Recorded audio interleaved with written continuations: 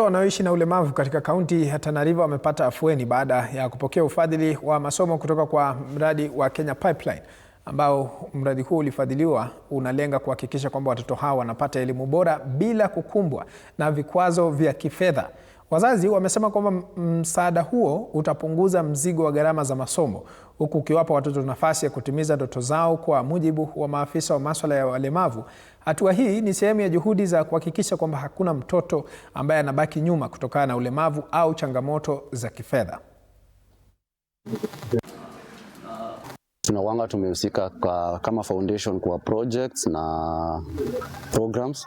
Projects huwa tunajenga hospitali, mashule, tuna drill boreholes, tunafadhili watu kwenda hospitali. Watoto wenye ulemavu ni kwamba poverty iko juu sana katika walemavu wetu, kwa hivyo hata kupata karo za shule kuwalipia watoto imekuwa changamoto kubwa sana. Tunakuwa na changamoto mingi sana katika kuwapeleka watoto shule, kuwalipia watoto karo.